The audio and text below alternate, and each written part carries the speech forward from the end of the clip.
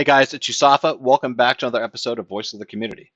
Tonight, I'm going to choose violence because sometimes the only way to really understand what's happening in the Marvel Contest of Champions community is to stop sugarcoating and dive straight into the fire. This is one of those conversations. My guest tonight is Sooper Souljer. He's a Tennessee native, hotel bar manager, father, low-tier Valiant player who somehow finds time to code, game, and debate anyone brave enough to step into a thread with him. He's been called everything from a Kabam glazer to a contrarian philosopher. But here's the truth. Sooper Souljer isn't out here chasing drama. He's here for discussion, logic, and perspective, even when it gets uncomfortable. And that's what exactly is going on here tonight. We're talking about everything that keeps the community buzzing, meta defenders, content creators, and the growing influence of the player base on how the game evolves. From design tables to Discord threads, from balance changes to backlash, nothing's off limits tonight. So buckle up, grab a drink, because this episode isn't about playing nice. It's about saying what everyone else is thinking. This is Voices of the Community, and tonight, I'm choosing violence. Hey guys, it's USAFA. Welcome back to another episode of Voices of the Community. I'm really excited. I have Sooper Souljer online. Super, how about you give yourself an introduction of yourself, how you began playing this game? Yeah, absolutely.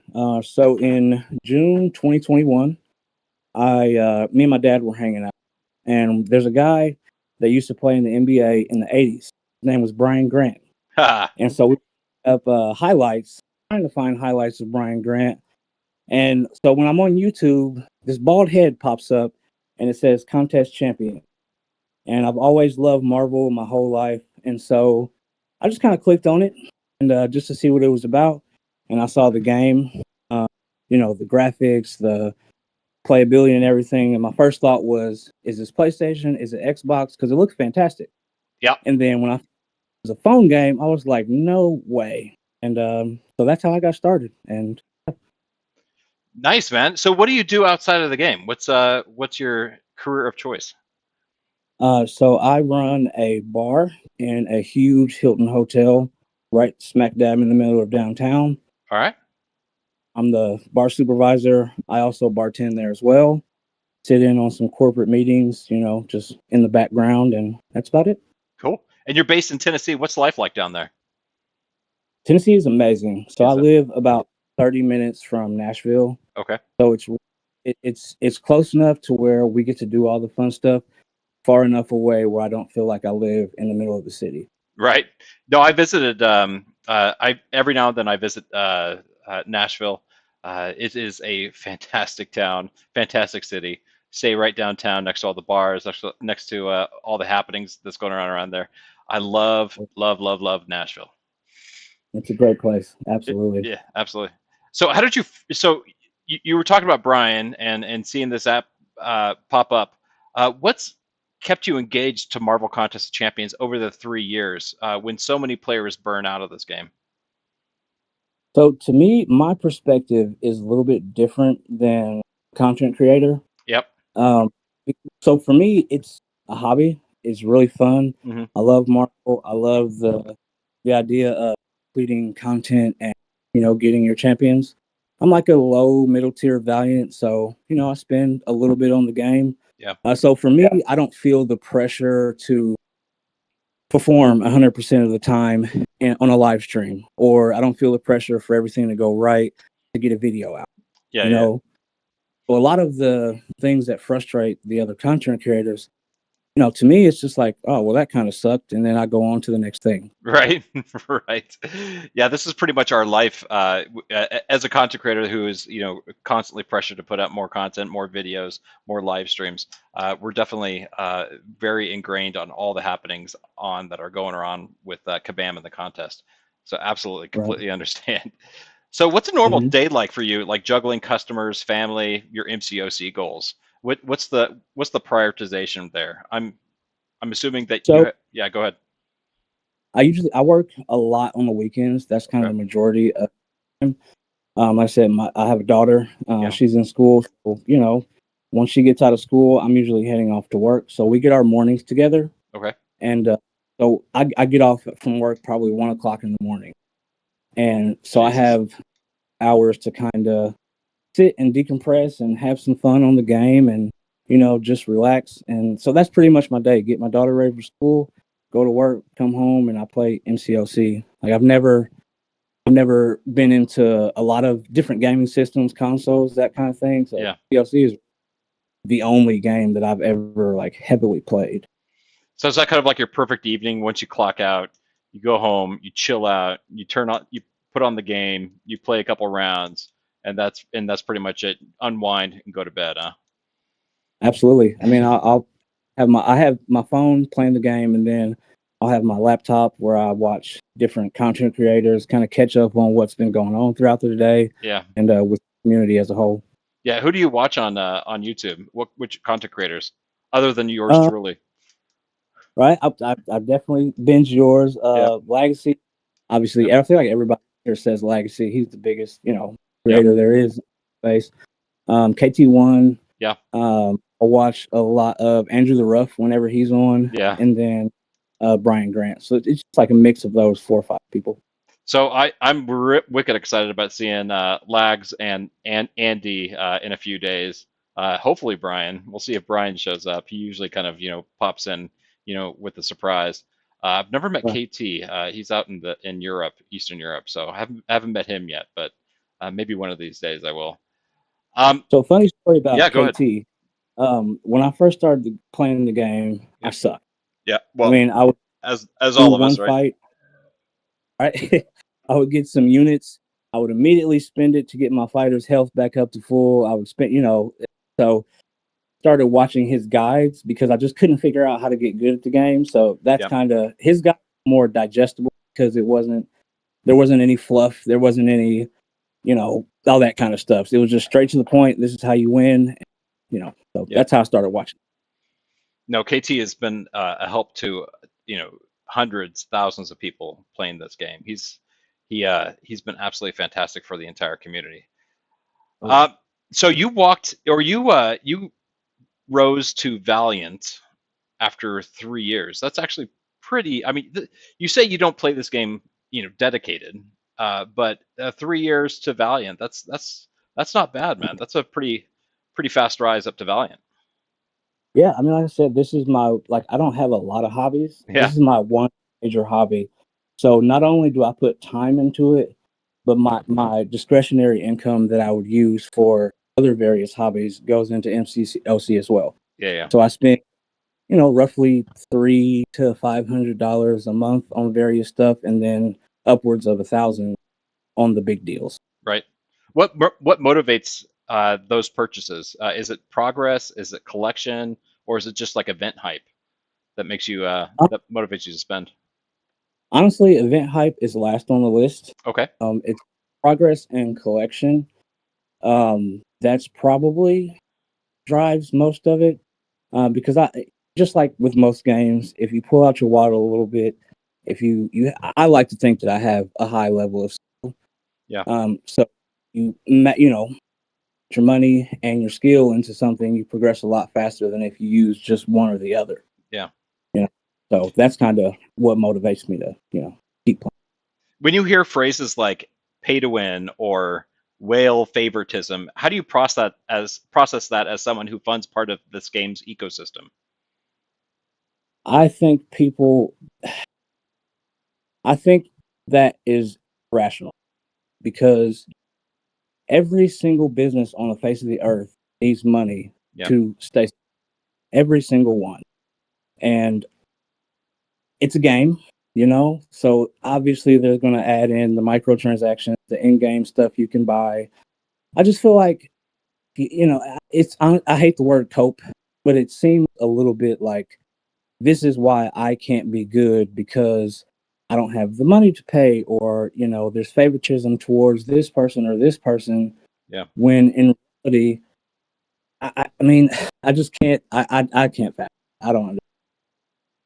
Uh, so when you hear stuff, and again, this is just these are phrases that I hear all the time in other videos or in chat messages of the forum or whatever.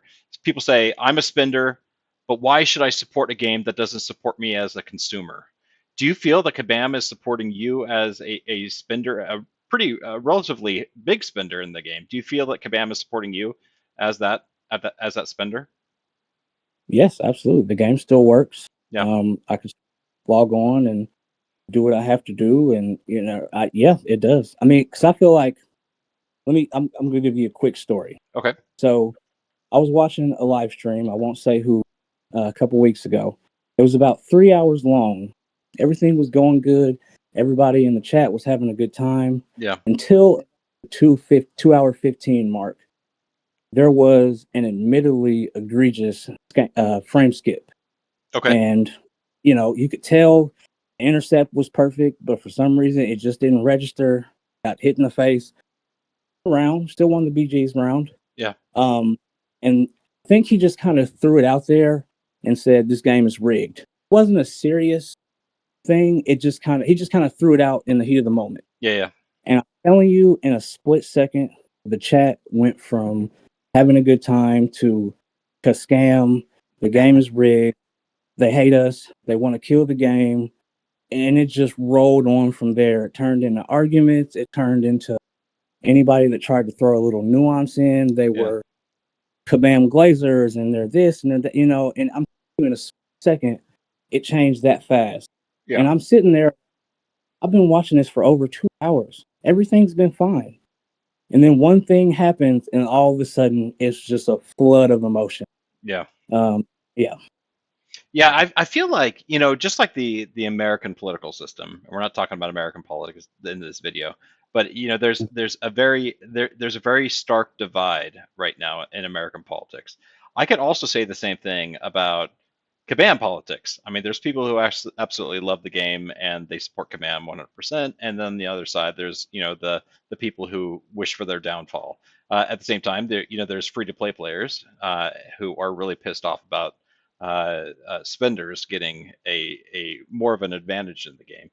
I think that's just it's kind of like one of those, it's have versus have nots sort of situations with the community and the player base. It can turn on a dime. It's dynamite. At 1 second, everybody could be happy and working together, and the next time somebody brings up politics, and and it just disintegrates and explodes the conversation. I've seen it before too, man. It can be pretty explosive. How do you personally measure value? All right, so what I've been telling people in streams and in videos that I've put out is that you need to have value for the money that you spend in this game. And value can be defined very differently between people. My version of value, what I consider value from the money I spend, can be completely different from what you consider value. How do you consider value for the dollars that you spend in this game? It could be return on investment, whatever return on investment you're looking for, enjoyment, fairness. How do you measure value? So I'll tell you this from I recently went through, I guess, a separation from like quote unquote community sentiment. Okay. So last Banquet, when everybody was in a rage, it was horrible, understandably so from their perspective. Yep. From my perspective, I had a great Banquet. Okay. In my count, a huge leap. I mean, I had so many materials to do all these rank 3s and rank ups I've been wanting to do. I had an overflow of excess resources. So from my perspective, I loved it. Okay. But I've also been a person that can separate two things can be true at the same time. Yep. I had a good time, but for somebody that is a content creator or an in-game player, maybe, they have different priorities than what I have. Yep. But while I'm trying to maximize my amount of rank 3s, they already have all the rank 3s. Yeah. And I think from the content creators, that's where I can understand the anger comes from, because let's say, for instance, Kabam drops a new piece of material, a new champion, whatever, right? From a content creator and an in-game player perspective, that becomes number one on the to-do list. But for me, it's maybe 3, 4, 5 on the to-do list. You know what I mean? Yeah. Because I'm at that level where Everything has to be new. Everything needs to be fresh. Everything, I'm going as I go along because to me, the number one thing is hobby, right? Yep. So I think that's what kind of gives me the value. Am I getting what I want out of the game? I'm Okay. getting enjoyment. I'm ranking up the champions I want to rank up. I'm doing content, and if I want to use somebody that necessarily isn't the best because I might not have this champion yet, oh well, I'll get through it at some point. I'll watch a video and I'll figure my way around it. That's Sure. where the interesting game comes to me. Sure. You know, Let me pose a question to you, because I think even before we started this interview, when we were talking before we started recording, I told you that I was going to choose violence during this interview. So yes, sir. I am going to choose violence in this question, but I'm going to pose a hypothetical to you. Let's Mhm. say last Banquet, you were enjoying Banquet, and you spent a considerable amount of money. Let's throw a number out there. Let's say you spent $2,000 on Banquet last year. Okay. Just hypothetical number. And then after Banquet ends, you find out that you spent $2,000 and you got the exact same rewards as somebody that spent $100. Mm. Would you be a little upset? I see where you're going. Absolutely, yes, for sure. But so I mean, what you said beforehand is your value is you got what you wanted out of the game for the money that you invested in the game. Right. So you spent $2,000, and without knowing that the $100 person spender got the same rewards as you, you were happy at that moment spending $2,000 because you got the perceived value that you wanted from the game, and that made you happy. Well, knowledge changes opinion. It does. It absolutely does, man. It absolutely does. Yeah. So now So, you so find out that a person that spent $100 got the yeah. exact same resources as you. So you spent 1,900 more dollars than that one person. So ignorance is bliss. If Kabam would have kept information from me, I probably would have never known. But the Yep. moment they released that information, my hair is on fire. Yeah. Because I'm taken advantage of. Feel, like I'm one of those people that I don't spend as much as you on the game, Yep. but I feel yes, I want what I want, pay for it. Yep. But also, if I'm pulling my wallet out, there should be a certain amount of advantage that comes along with that. Yep. The higher you spend, the more advantage you should have. That's one of the perks of living in a oh god, I can't think of the word. What kind of society do we live in? Free market. Yeah. Free market. Uh, yeah, Yep. So I feel like I should get an advantage if I spend more. Yeah. So given that what you just said, yes, I would certainly be pissed. Yeah. Yeah. So I mean, that situation did happen for a lot of us last year, Mm-hmm. and it's an artifact of the reverse auction, or the silent auction that the Banquet is. I mean, we all know it. Right. If we're all going for, the high top rank rewards, we all know it's a silent auction, and we won't know the results until after the silent auction has ended. And we all know that everybody pushing for those top ranks, but still at the same time, it does hurt quite a bit once we find out the results of that silent auction, and how much additional was spent that was unneeded. So Yeah. that does hurt. All right, let's drop it. Let's drop it, and I'll choose violence for the next question. Okay. But, all right. So, and the reason why I'm stating this is because in our pre-work before, you said that you love debate. So I'm loving to bring up these kind of controversial, or things that Kabam and the game is going through right now, and I really want to hear your opinion on some of these things. Okay. All right, so let's see. Okay, so players argue that some of the defender champions, the meta defenders, their kits are getting toxic and bloated, with defenders designed just to frustrate. Do you agree? Yes, and they should. Okay, so you agree that they are a little, that these defenders are being built to frustrate. Do you think Kabam is kind of leaning too hard into these meta defenders, or do you think that they should ease up and not go that far? No, I don't think they're leaning too far into it. Okay. I think they keep going down the road they're going on, Yep. maybe to a year, it could possibly get to the point where it's too much. But I think that it's a good thing that there are OP defenders in the game. It's a Okay. good thing because imagine you're sitting there watching a live stream, right?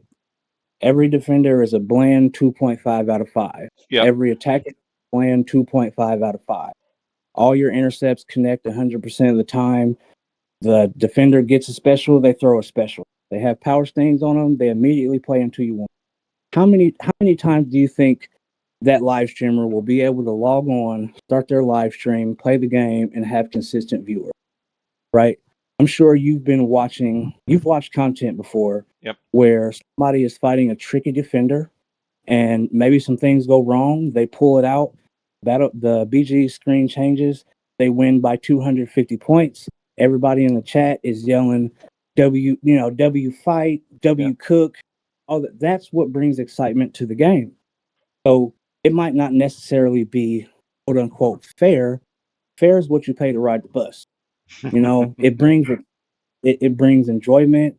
It's frustrating at times. Don't get me wrong. I'm not Yeah. saying 100% Kabam makes every decision right, but I feel like those frustrating times make the times where it's not so frustrating and they pull out the W that much better and enjoyable for the people that are watching.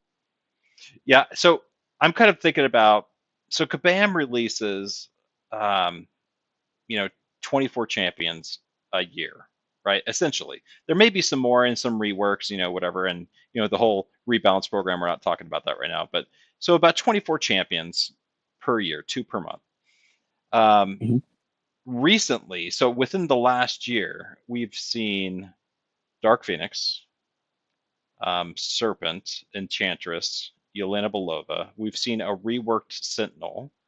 Um, what are some of the other meta defenders that we have out there? But Um, or so yeah, Zola. I mean, he's maybe meta defender, defender focused. We've had High Evolutionary that is mostly a defender.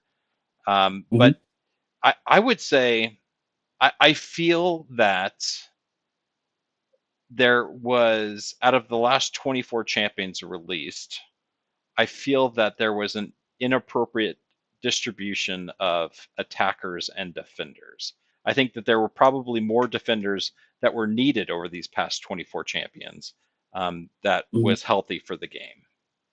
Right. So Now, so did you pick up Dark Phoenix when she was available? I did. Okay. I did. Okay. Do you play Battlegrounds a whole lot? Oh yeah, absolutely. Okay. Okay, great. Is she rank 4 for you? She's a rank 3 right now. Okay. Found that this kind of goes counterproductive to my point, but I found Okay. that she's good enough rank 3 to where I don't need to rank 4. Yeah, oh, absolutely, absolutely. And when you do you ban her when you go into Battlegrounds matches, or do you keep her in the deck? Depending on the meta, Okay. I probably banned Serpent before I banned Dark Phoenix. Yeah. Just because the way my roster has been constructed, I guess due to either luck or choice or whatever, I have more things. I'm better equipped to counter Dark Phoenix than I am Serpent, I Right. guess. Roger. No, completely understand. Yeah, that's probably the right way to go. Mhm. I can remember whenever I play Battlegrounds, and admittedly I don't play it a whole lot because the whole mode has kind of lost its allure for me. But whenever I Mhm. do play Battlegrounds, my deck is built so that there's rarely ever any times where I'm not able to pull 3 of like the 5 meta defenders out there. So I either have a Serpent, I have a Dark Phoenix, a Yelena, or some other meta defender, and it just makes it almost impossible for the people that I play. Admittedly at the lower ranks of the Gladiator circuit, Mhm. but and I can feel their frustration on the other side with the emotes popping up, or I just, I see the end scores of their matches against my roster, the rank 4 meta defenders, and I feel bad. I don't know whether or not, matching me or matching accounts like mine is fun for these people that are matching me. I mean, it's almost not even fun for me because it's kind of like an automatic death for them. They might as well just forfeit out. Unless I'm playing, every now and then I play just a crazy good person like Andy. But Mhm. I can just feel that, how is this fun for people when they have to meet these meta defenders and they just die. I mean, there's just no hope for them. Dark Phoenix Right. is completely broken. Um, Yeah. Serpent is an absolute time stall. You're going to lose to Serpent.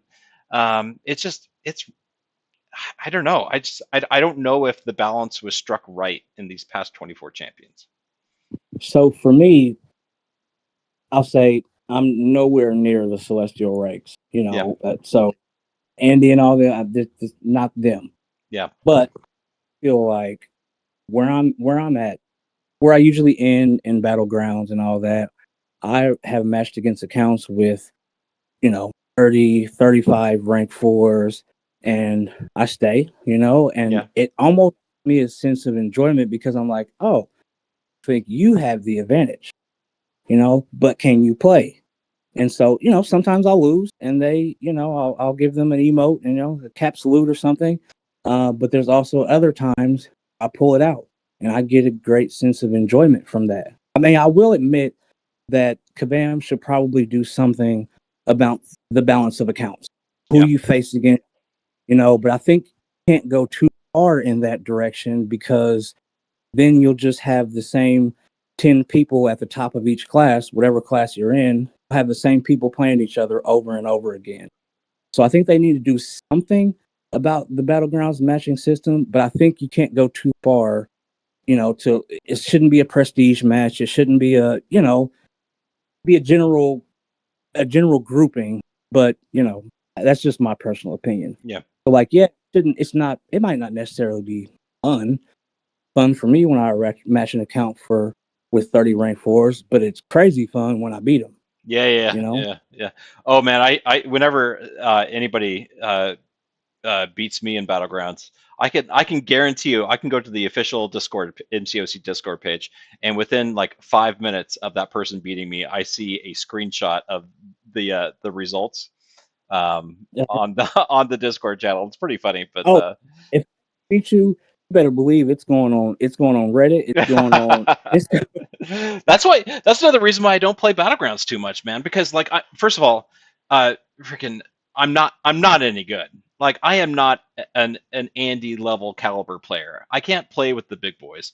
And Mhm. that's one of the reasons why I don't play battlegrounds, is because I don't want to be frustrated. I don't want to feel that I'm worse at this game. It's just, I don't know.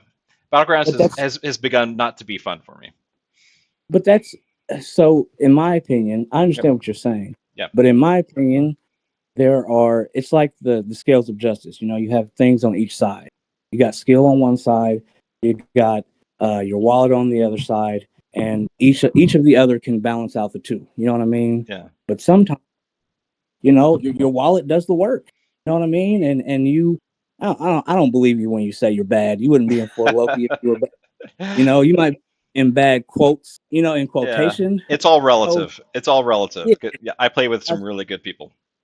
yeah. So I like you put up some respectable scores, and Yeah, because you have access to all the meta defenders, that might do some of the work for you. That's the beautiful part about this game. yeah, Not just skill against skill. It's skill and collecting and ranking up and making smart choices against the same thing on the other side. yeah. Okay, let's move on. Let's move on to something a little lighter, a little bit more enjoyable to talk about, other than battlegrounds and the meta defenders. Okay. Let's talk about content creators a little bit more. Um, Okay. so, what role do content creators play in shaping public perception of Kabam's decisions? Do you think? Way too much. Okay. Way too much. Entirely too much. I think there. This is going to sound very Kabam glazery, but I promise it's not. There's a good reason behind it. Okay. I think there are times when Kabam should just get on the forums and say, look, this is the decision we're making. It's not changing. Deal with it. And go on their day. Yes. Yep. Everything, don't get me wrong, not everything, but I work in a customer facing business. Yep. Right. And I know if you let customers dictate what you do, they will never stop, ever. Right. So, there are times where a customer is screaming at me, upset about this and that, and I can't do anything but say sorry. I'll try to fix it for you. Yeah. Which I think that's what those posts that Karate Mike puts out, Yep. that everybody runs around and screams about, like, oh, we got them to say sorry. They have a PR team. They probably emailed that to him. He copy and pasted it and put it up. But I think if they capitulate too much, it's going to get to the point where every decision they make is going to feel like the end of the world. The community is going to be up in arms about it. Content creators are going to feed into it. Next thing you know, everybody's going to say the game is dying unless Kabam changes everything they're doing, which I think is the point we're at now. Because I went back every years, right? I set my YouTube search to filter from 2023 to 2021 on back since the game was started.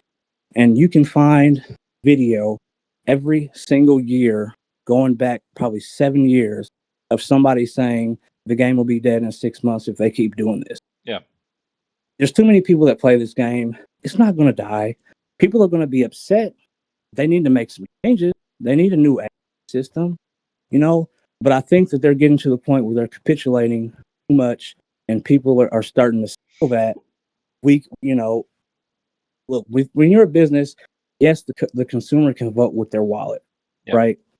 But at a certain point, the consumer has to have some kind of perspective. You know what I mean? There has to be some kind of nuance involved. Like I'm not saying that everything everybody is mad about is 100% wrong. It's never 100% anything.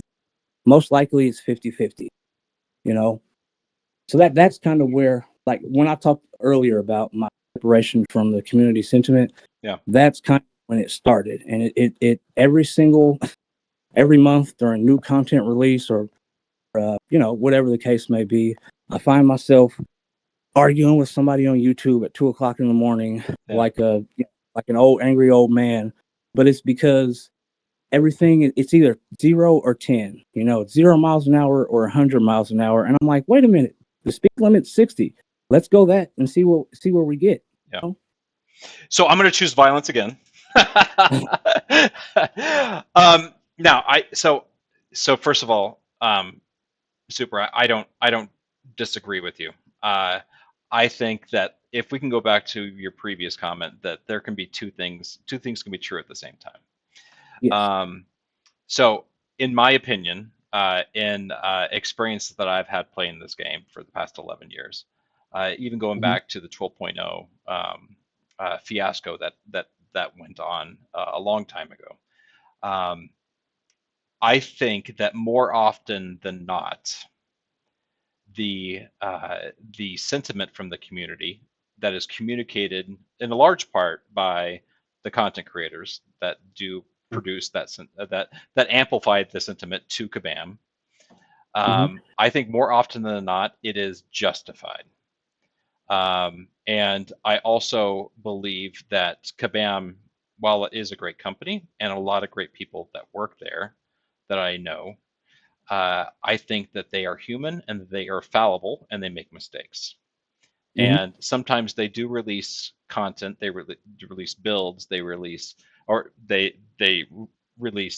deals, they release banquet rewards, X, Y, and Z. I think that they release them with the full intention of them being perfect on release.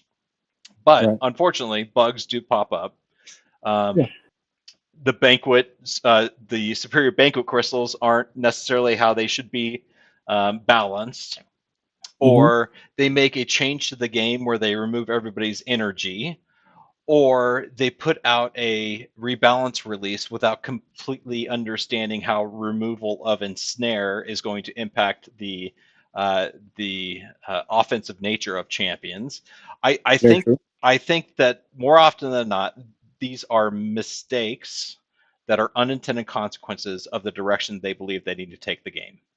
And Right. I believe that it is not until the community identifies these as issues and communicates them to the content creators, and the content creators amplify it up to the company. I Without that feedback loop, I don't think Kabam really understands the impact that their decisions will make on the player base. So while I do agree that there are some situations where we as a community think that we have more power than we actually should, and that there may be some areas that Kabam does capitulate where they should not. I think more often Mhm. than not, I think the feedback loop between the Kabam developers, the company, the game, the content creators, the overall community, I think this loop of a constant communication is more valuable if more valuable there than it would be if that loop were not there. So Mhm. I think it's I, I think we are operating better than some other games that don't have Yes. that feedback loop. But To that, let me real quick. Sorry, I didn't yep, mean to yeah, cut no you off. problem. No, it's all you. As I told you earlier, I'm a father, and one of my goals is to teach, my daughter. This is going to sound like I'm saying that everybody's a kid, but that's not what I'm saying. I'm getting Okay. like when I tell my daughter when she throws a fit, if everything is life or death, nothing is life or death. Right, right, When right. she communicates how they feel, everything is 100 miles an hour. Everybody should quit. We should boycott, burn the game down. Yeah, and at a certain point, that's going to fall on deaf ears, and they're just going to do what they're going to do anyway, and then try to weather the storm. Yeah. So while I agree that there are a lot of boneheaded decisions that they make, and I mean truly boneheaded, that if they just talked to somebody for 5 minutes, it would have never happened. But there's also there has to be some kind of effective communication. You know what I mean? I think that's probably more so on Kabam because they're the company that put out the product. So the onus is on them to have some kind of line of effective communication. So yeah, I agree with what you're saying. I agree with what you're saying though. Yeah. All right, dude. I'm going to start wrapping this up, but I do have a few more questions for you, if you don't mind. Sure. Uh, so the first one is how has building friendships in this game been? Have you been able to build some friendships in this game throughout the community, in your alliance, through Discord or what have you? Oh yeah, absolutely. Yeah. The alliance, man, it's just small alliance, but we have a great group of guys. We all joke and clown around online, and yeah, it's been great. If your daughter wanted to pick up this game and start learning how to play, would you let her? 100%. Oh yeah. All right, good man, good man. 7 years old, man. I mean, she's gonna be get ready for a phone pretty soon, right? I think my son got his at 10. So Uh, yeah, we got some what they call it. We got some deadlines to hit before we get there, yeah, but what yeah, absolutely, absolutely. Um, so finish this sentence for me. Marvel Contest of Champions is blank. a great game. A Probably great, one of the yeah, potentially one of the best games of all time. yeah, Queen being on a phone, yeah. the interaction, the nodes, the timers, the animations, the art. It could be one of the best games of all time. Yeah, it's definitely next to my wife and being married for 18 years. It is definitely the longest relationship with anything that I've had. So it's definitely a large part of my life and has been for the past 11 years. All right, final question. Final question, Super. I asked this of everybody, and I really do care, and I really do try to fulfill the wishes of the people that I interview, but I want Voice of the Community to be a long-standing series. I want to interview many, many, many more people. Who would you like to hear from in future episodes of Voices of the Community? You can give me a name. You can give me a category, free to play, casual spender, whale. You can give me Kabam employee, content creator. who would you like to hear from upcoming episodes of Voices of the Community? Probably Andrew the Ruff or KT. Like KT is, he tends to lean more to the constructive criticism side, so I would Yeah. love to hear from You KT know, or Andrew. yeah, so I'm seeing Andy in like 5 days, so it's absolutely it's fantastic. We'll see if he wants to get on one of these. KT, I've reached out to him a couple times, and he knows who I am. I know who he is. Maybe I'll try again to see if he'd be interested in doing something like this. But anyway, all right, dude. So that's gonna end this interview. For all the viewers and listeners of this video, please consider hit like and subscribe. Helps me produce more of these episodes of Voice of the Community. Heck, maybe next Voice of the Community, I'll really choose violence and we'll go all out on the person that I'm interviewing. But with that being said, I appreciate everybody spending their time with me, and I'll catch you on the next video.